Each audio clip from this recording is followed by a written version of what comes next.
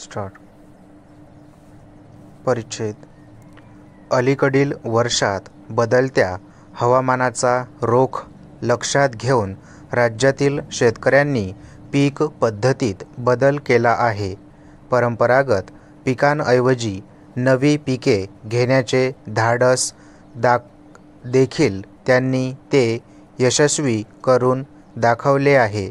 प्रतिकूल हवामानाला सुसंगत आधुनिक तंत्रज्ञानाची जोड देत ही पिके उत्पादनाबरोबरच देशांतर्गत आणि आंतरराष्ट्रीय बाजारपेठेच्या आघाडीवर देखील यशस्वी करण्याचा प्रयत्न केला आहे. हवामान हा शेतीच्या वाटचालीतील आणि तिच्या यशस्वीतेसाठी आजवरचा सर्वात गंभीर मुद्दा झाला आहे. कधी सतत 3-4 वर्षे दुष्काळ, कधी अतिवृष्टी, अवकाळी पाऊस, गारपीट अशा विविध प्रकारची आव्हाने झेलताना शेतकऱ्याची अक्षरशः कसोटी पणास लागत आहे. परंतु लढवय्या वृत्तीचा शेतकरी त्यावर उत्तर शोधत शेती सुकर करण्याचा प्रयत्न करतो आहे. बदलत्या हवामानानुसार नवी पीक पद्धती शोधून तसा बदल घडवतो आहे. आधुनिक तंत्रज्ञानाचा आधार घेत प्रतिकूल हवामानात ते पीक यशस्वी करतो आहे.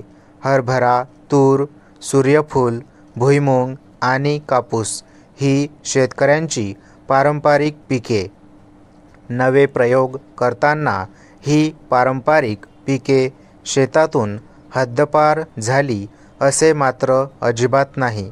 तथापि नव्या पिकांचा पगडा किंवा त्यांचे क्षेत्र वाढत आहे हे निश्चित. परिच्छेद. प्रतिकूल हवामानात वर्षभर शेतात राहणाऱ्या पिकांपेक्षा काही महिन्यातच हंगाम आटोपता घेणाऱ्या नव्या पिकाकडे शेतकऱ्यांचा कल वाढला आहे.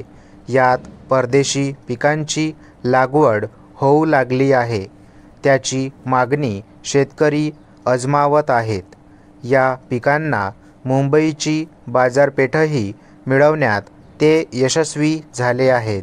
बिगर हंगामात लागवड करून बाजारात आवक कमी असण्याच्या काळात भाव मिळवण्याचा प्रयत्नही होत आहे. अवर्षणात तगणाऱ्या आणि कडधान्याच्या वाढलेल्या दराचा फायदा देणाऱ्या तुरीसारख्या पारंपरिक पिकाला काहींनी मुख्य पीक बनवले आहे.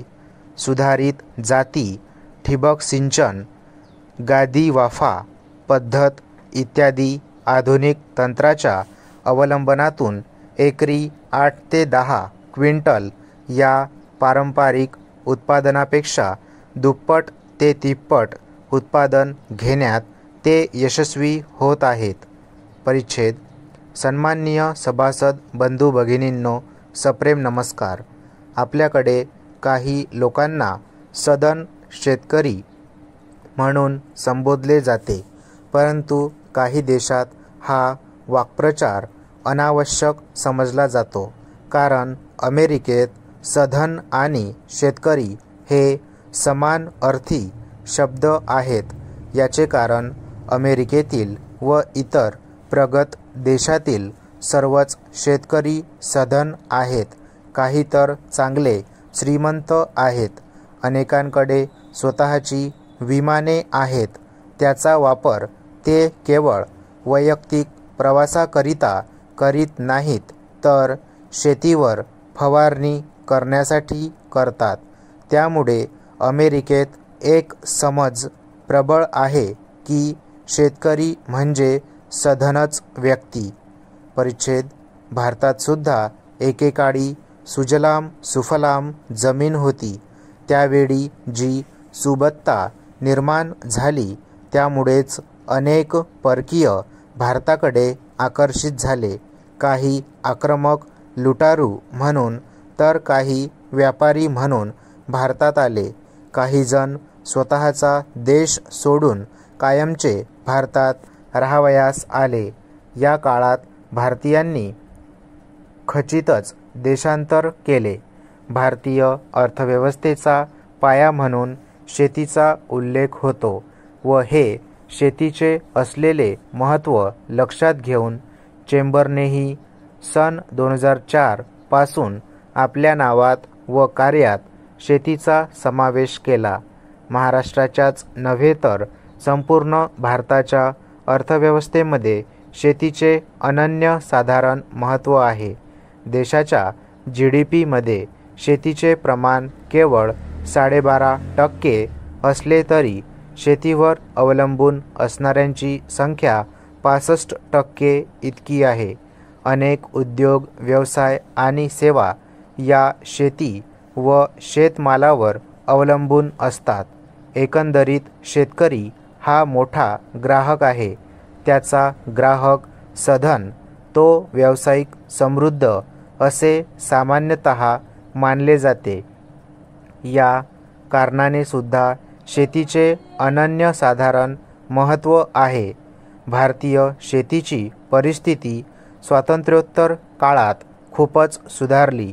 1947च्या देशाच्या विभागणीनंतर गव्हाचे भांडार पाकिस्तानमध्ये तर भाताचे भांडार तेव्हाच्या पूर्व पाकिस्तान आणि आताच्या बांगलादेशामध्ये गेले.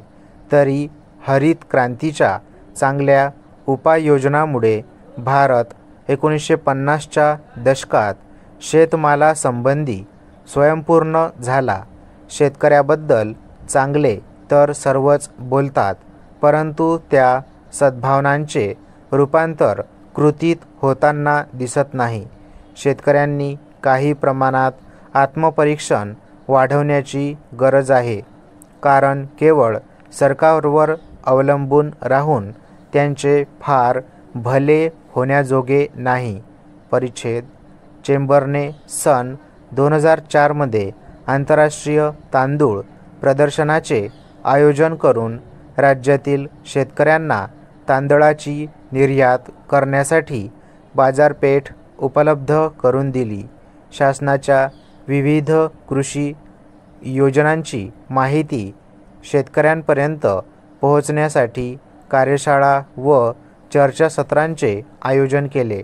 शेतकऱ्यांना नवीन तंत्रज्ञानाची ओळख व्हावी, नवीन संशोधने पाहावयास मिळावी, उत्पादन वाढीसाठी मार्गदर्शन मिळावे यासाठी उत्पादन तंत्रज्ञ व शेतकरी यांची सांगड घालण्यासाठी प्रदर्शने आयोजित केली.